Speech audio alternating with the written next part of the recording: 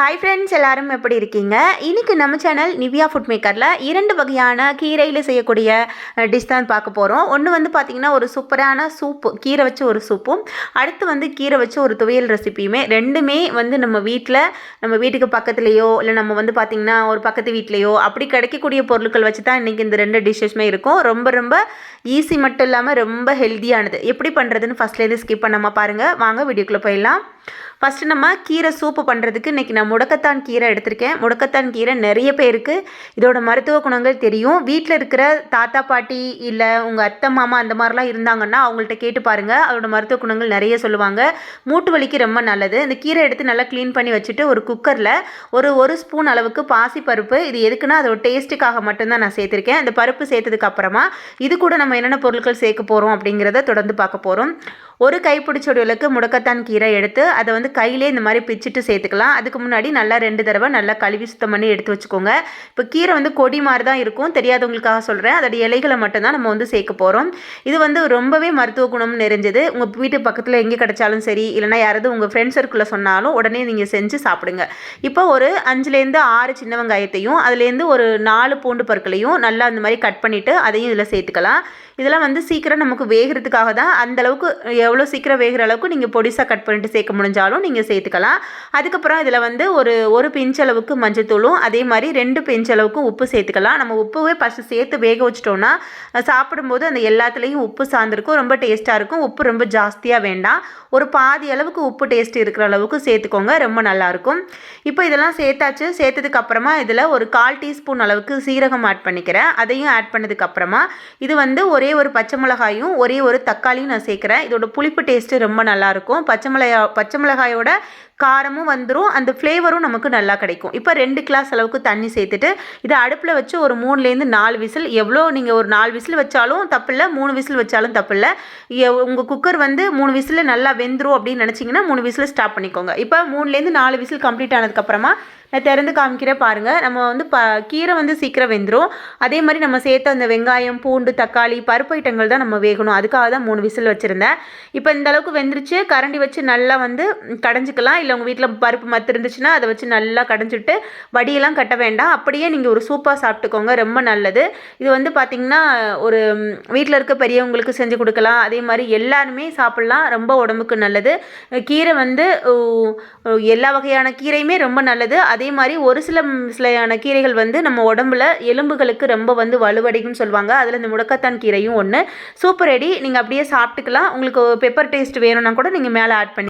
இது எல்லாருமே செஞ்சு சாப்பிடக்கூடிய அளவுக்கு ஈஸியான ஒரு சூப்பு தான். அதே மாதிரி ரொம்ப மருத்துவ பலன்கள் ரொம்ப ஜாஸ்தியாக இருக்குது. ட்ரை பண்ணி பாருங்கள்.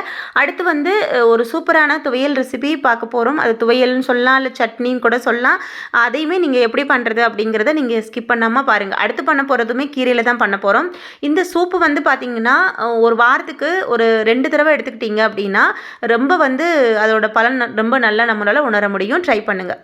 இப்போ வந்து பார்த்திங்கன்னா அடுத்து நம்ம பண்ண போகிற அந்த ஒரு துவையல், அதாவது சட்னின்னு சொல்லலாம், சட்னி ரெசிபி வந்து பண்ண போகிறோம். அது வந்து பார்த்திங்கன்னா கீரை வச்சு தான் நான் வந்து பண்ண போகிறேன், முருங்கைக்கீரை.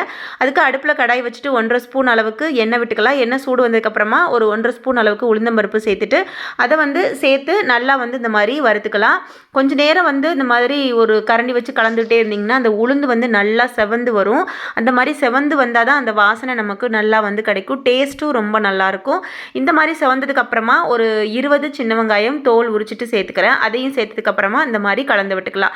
இப்போ இந்த மாதிரி கலந்து விட்டதுக்கப்புறமா அந்த சின்ன வெங்காயமும் கொஞ்சம் நல்லா வந்து ஒரு பாதி அளவுக்கு நமக்கு வதங்கட்டும். இப்போ காரத்துக்கு வந்து நான் ஒரு 3லேருந்து 4 காஞ்ச மிளகா வந்து நான் உடச்சிட்டு சேர்த்துக்கிறேன். காரத்துக்கு வந்து நீங்கள் உங்களுக்கு எவ்வளோ நீங்கள் பிடிக்குமோ அந்தளவுக்கு நீங்கள் காரம் சேர்த்துக்கலாம். இந்த துவையல், சட்னி இந்த மாதிரிலாம் கீரையில் பண்ணும்போது கொஞ்சம் காரம் கொஞ்சம் நல்லா சுருக்கு அப்படி இருந்தால் தான் நல்லாயிருக்கும். அதாவது தூக்கலாக இருந்தால் தான் நல்லாயிருக்கும். ரொம்ப காரம் கம்மியாக இருந்தால் அது வந்து சில பேருக்கு பிடிக்காது. அதனால் பார்த்துட்டு சேர்த்துக்கோங்க. இப்போ இது சேர்த்ததுக்கப்புறமா கீரை வந்து நான் 2 கைப்பிடிச்சளவுக்கு முருங்கைக்கீரை எடுத்துகிட்டு நல்லா க்ளீன் பண்ணி வச்சுருக்கேன். அதை வந்து இதில் சேர்த்துக்க போகிறோம். தண்ணியெலாம் இல்லாமல் வடிச்சிட்டு சேர்த்துக்கலாம். சேர்த்ததுக்கப்புறமா கரண்டி வச்சு நல்லா கலந்து விடலாம். நம்ம கீரையில் வந்து துவையல் பண்ணாலும் சரி, இல்லை சட்னி பண்ணாலும் சரி, என்ன முக்கியமானது கவனிக்க வேணும் அப்படின்னா, கீரை வந்து ரொம்ப வெந்துட்டு அந்த கசப்புத்தன்மை வர அளவுக்கு வந்துடக்கூடாது. கீரை வந்து ஒரு 3/4 பக்குவம் வந்து வேகணும். அப்போ தான் வந்து அந்த துவையலோ சட்னியோ ரொம்ப டேஸ்ட்டாக இருக்கும். ரொம்ப நேரம் வேக விட்டுட்டிங்க அப்படின்னா, அது வந்து கீரையோட அந்த வாசனையாக இருக்கட்டும், அந்த சத்துக்கெல்லாம் போயிட்டு கீரையிலேருந்து ஒரு கசப்பு தன்மை வர்ற மாதிரி வந்துடும். அப்போ வந்து அந்த டேஸ்ட் வராது. அதே மாதிரி கலரும் வந்து ஒரு மாதிரி கருப்பு கலராக வந்த மாதிரி வந்துடும். அந்த மாதிரி வராமல் கொஞ்சம் பொறுமையாக நீங்கள் இந்த மாதிரி கலந்து விட்டு நம்ம வேக வச்சோம் அப்படின்னா சீக்கிரம் வெந்துடும். இப்போ நான் தக்காளி வந்து ஒரே ஒரு தக்காளி சேர்க்குறேன். அது எதுக்குன்னா கொஞ்சம் புளிப்புத்தன்மை இருக்கும், தக்காளியோட டேஸ்ட்டும் ரொம்ப நல்லாயிருக்கும். இப்போ ஒரு 1/4 டீஸ்பூன் அளவுக்கு உப்பு சேர்த்துக்கலாம். உப்பு சேர்த்ததுக்கப்புறமா அதையும் கலந்து விட்டுக்கலாம். நம்ம கீரையில் வந்து கொஞ்சம் புளிப்பு டேஸ்ட் இருந்தால் தான் நல்லாயிருக்கும். அதுக்கு நான் வந்து என்னோடய விரல் சைஸ்லேருந்து ஒரு பாதி அளவுக்கு புளி வந்து நான் கொஞ்சம் சேர்த்துக்க போகிறேன். சேர்த்துட்டு அதையும் சேர்த்துட்டு தான் நம்ம வந்து இந்த எண்ணெயிலே வந்து கலந்து விட போகிறோம். இப்படியே நான் கொஞ்சம் கொஞ்சமாக வந்து கரண்டி வச்சு கலக்க கீரையுமே வேகும். நான் தண்ணி எதுவும் எக்ஸ்ட்ரா சேர்க்கல, அந்த எண்ணெயில் தான் வேகுது. சப்போஸ் உங்களுக்கு கலந்து விடும்போது அடிப்பிடிக்கிற மாதிரி இருந்துச்சு, கீரை வேகலை அப்படின்னு நினச்சிங்கன்னா தண்ணி வந்து கொஞ்சமாக தெளிச்சுக்கோங்க. ஊற்ற வேண்டாம், கொஞ்சமாக தெளிச்சுக்கோங்க. அதுவும் சுடு தண்ணியாக இருந்தால் ரொம்ப டேஸ்ட்டாக இருக்கும். பச்சை தண்ணி இல்லாமல் வெதுவெதுப்பான தண்ணியை கொஞ்சமாக தெளிச்சுட்டு அதுக்கப்புறமா நீங்கள் நல்லா வேக வச்சுக்கலாம். இப்போ கொஞ்சமாக கொத்தமல்லி இலைகளும் அதே மாதிரி சேர்த்துக்கிறேன். புளியுமே ஒரு சின்னதாக ஒரு வில்ல அளவுக்கு போட்டுக்கோங்க. அதாவது நம்ம விரலில் ஒரு பாதி அளவுக்கு மட்டும் போட்டுக்கோங்க போதும். சேர்த்து நல்லா கலந்து விடுங்க. இப்போ உங்களுக்கு பார்க்கலே தெரிஞ்சிருக்கும், கீரை நம்ம சேர்த்ததுக்கும் இப்போ கீரையே வந்து தேடி பிடிக்கிற அளவுக்கு ரொம்ப கம்மியாயிடுச்சு. அப்போனா கீரை வெந்துருச்சுன்னு அர்த்தம். இப்போ நம்ம அடுப்பை நல்லா ஆஃப் பண்ணிவிட்டு அதுக்கப்புறமா மிக்சியில் போட்டு நம்ம வந்து அரைச்சி எடுக்க போகிறோம். இப்போ வந்து நான் சொன்னது மாதிரியே லாஸ்ட்டில் புளியும் சேர்த்துட்டேன் பாருங்கள். இது வந்து ஆற வச்சுட்டு நீங்கள் வந்து அரைச்சிக்கோங்க. நீங்கள் வந்து ரொம்ப சூடாக அரைச்சிட வேண்டாம். அது மட்டும் இல்லாமல் எடுத்த உடனே நீங்கள் மிக்சி ஜாரில் போட்ட உடனே தண்ணியெல்லாம் சேர்த்து அரைச்சிட வேண்டாம். ஃபஸ்ட்டு இதை சேர்த்து ஒரு குறைப்பாக அரைங்க. அதுக்கப்புறமா உங்களுக்கு எந்த அளவுக்கு தண்ணி தேவைப்படுது அப்படிங்கிறத பார்த்துட்டு நீங்கள் சேர்த்துக்கோங்க.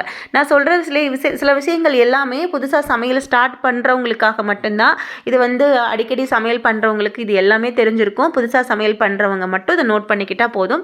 இப்போ இந்த மாதிரி மிக்ஸி ஜாரில் சேர்த்துட்டு ஃபஸ்ட்டு அரைச்சிட்டு அதுக்கப்புறமா வேணுங்கிற அளவுக்கு தண்ணி சேர்த்துட்டு அப்புறம் வந்து நம்ம வந்து நல்லா நைஸாக அரைச்சிக்கலாம். நம்ம செய்கிற சமையல் எதுவாக இருந்தாலும் கொஞ்சம் நம்ம நிதானமாக கொஞ்சம் பொறுமையாக பார்த்து பண்ணும்போது அதோட டேஸ்ட்டு வந்து நமக்கு முழுமையாக கிடைக்கும். அப்படி தான் நீங்கள் சமையல் பண்ணணும். இப்போ பாருங்கள், நம்மளோட சூப்பரான சட்னி ரெடி ஆகிடுச்சு. இது வந்து முருங்கைக்கீரையில் செஞ்சது அப்படிங்கிறதே சொல்ல மாட்டாங்க. ஒரு புதினாவில் செஞ்சால் எப்படி இருக்கும் அந்த மாதிரி கலர்ஃபுல்லாக இருக்கும். டேஸ்ட்டு ரொம்ப ரொம்ப ரொம்ப அட்டகாசமாக இருக்கும். நமக்கு வந்து அடிக்கடி நம்ம எல்லார் வீட்லேயுமே கிடைக்கக்கூடியது முருங்கைக்கீரை. அதை வந்து நம்ம அடிக்கடி சாப்பாட்டில் சேர்த்துக்கிறதுக்கு நிறைய பேர் மறந்துடுறாங்க. அடிக்கடி சாப்பாட்டில் சேர்த்துக்கோங்க, ரொம்ப நல்லது. அதை எப்படி வேணாலும் சேர்த்துக்கலாம். நீங்கள் கீரை பொரியலாக சாப்பிட்டுக்கலாம், சூப்பாக சாப்பிட்டுக்கலாம், குழம்பு வச்சுக்கலாம், அந்த மாதிரி துவையல் சட்னி இல்லைனா பொடி செஞ்சுக்கலாம். நம்ம நிறைய டிஃப்ரெண்ட்டாக செஞ்சு சாப்பிட முடியும். அதெல்லாம் எப்படிலாம் பண்ணலாம் அப்படிங்கிறது நிறைய முருங்கைக்கீரை சம்மந்தமான நிறைய ரெசிபீஸ் நம்மளோட சேனல் நிவ்யா ஃபுட் மேக்கருக்குள்ளே இருக்குது. உள்ளே போய் கிளிக் பண்ணி பார்த்தீங்கன்னா உங்களுக்கு இட்லி பொடியாக இருக்கட்டும், சூப்பாக இருக்கட்டும், இல்லைனா குழம்பாக இருக்கட்டும் எல்லாமே இருக்கும். ட்ரை பண்ணுங்கள். பிடிச்சிருந்தா சப்ஸ்கிரைப் பண்ணிக்கோங்க, ஷேர் பண்ணிக்கோங்க.